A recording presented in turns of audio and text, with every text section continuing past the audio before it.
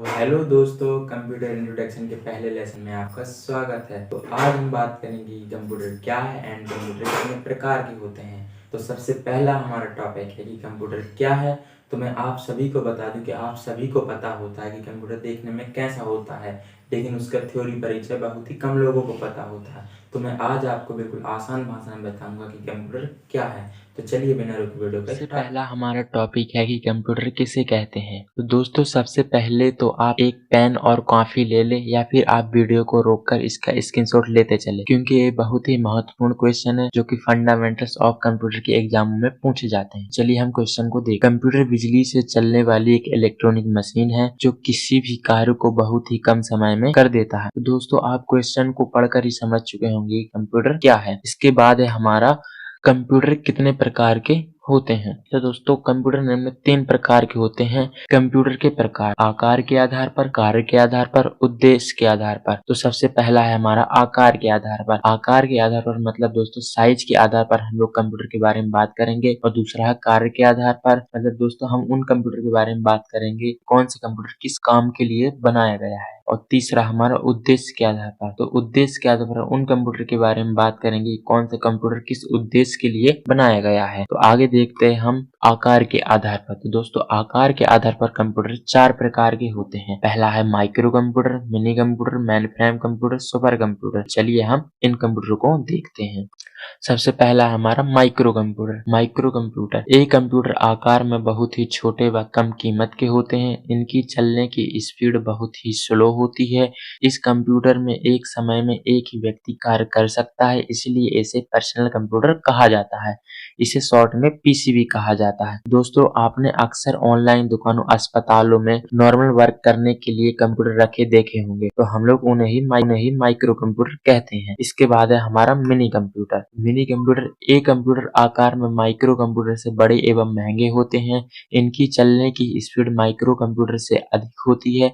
इस कंप्यूटर में एक समय में 4 से 32 लोग कार्य कर सकते हैं।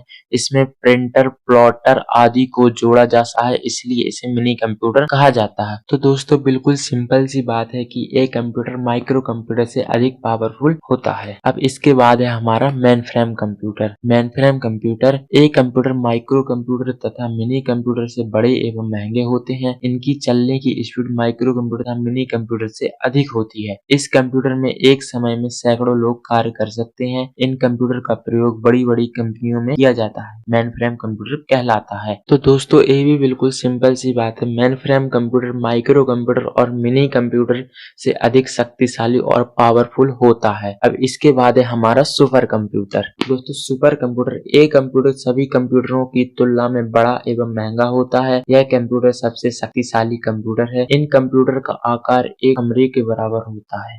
यह कठिन से कठिन समस्याओं को सॉल्व कर सकता है। इन कंप्यूटर का प्रयोग बड़े बड़े विज्ञान करते हैं, सुपर कंप्यूटर कहलाते हैं। यह सभी कंप्यूटरों की अपेक्षा बड़ा एवं शक्तिशाली होता है। इसके बाद हम आगे देखते हैं। इसके बाद है हमारा कार्य के आधार पर। दोस्तों कार्य के आधार पर कंप्यूटर 3 प्रकार के होते हैं। Analog, digital, hybrid. सबसे पहले हमारा एनालॉग। चलिए एनालॉग को देख लेते हैं। एनालॉग कंप्यूटर वह कंप्यूटर कहलाते हैं जिसमें गिनने की बजाय माप कर प्रदर्शित किया जाता है, जैसे थर्मामीटर, वोल्टमीटर आदि। जैसे कि आपने अक्सर दूध वाले को दूध की शुद्धता मापने वाली मशीन को लिए हुए देखा होगा, उसी को एनालॉग कंप्यूटर कहते हैं। इसके बाद है हमारा डिजिटल कंप्यूटर। डिजिटल कंप्यूटर वह कंप्यूटर कहलाते हैं जिसमें हम अंक टाइप करते हैं और आउटपुट के रूप में अंक ही प्राप्त करते हैं। डिजिटल कंप्यूटर कहलाते हैं, जैसे कैलकुलेटर, इलेक्ट्रॉनिक कांटे आदि। तो दोस्तों आप इस कैलकुलेटर को देखकर समझ ही गए होंगे कि डिजिटल कंप्यूटर क्या कहलाते हैं। इसके बाद है हमारा हाइब्रिड कंप्यूटर। हाइब्रिड कंप्यूटर वह कंप्यूटर कहलाते हैं जो एनालॉग कंप्यूटर तथा डिजिटल कंप्यूटर दोनों के मिलने से बनता है। हाइब्रिड कंप्यूटर कहलाते हैं, जैसे पेट्रोल पंप की मशीन आदि। दोस्तों आपने अक्सर पेट्रोल पंप की मशीन देखी होगी, जैसे उसके पाइप में से ऑयल निकलता है तो लीटर और प्राइस के रूप में उस मशीन में दर्शाता है, जो कि एनालॉग और डिजिटल कंप्यूटर दोनों का कार्य करता है। हाइब्रिड कंप्यूटर कहलाता है। उसके बाद है हमारा उद्देश्य के आधार पर। दोस्तों उद्देश्य के आधार पर कंप्यूटर 2 प्रकार के होते हैं।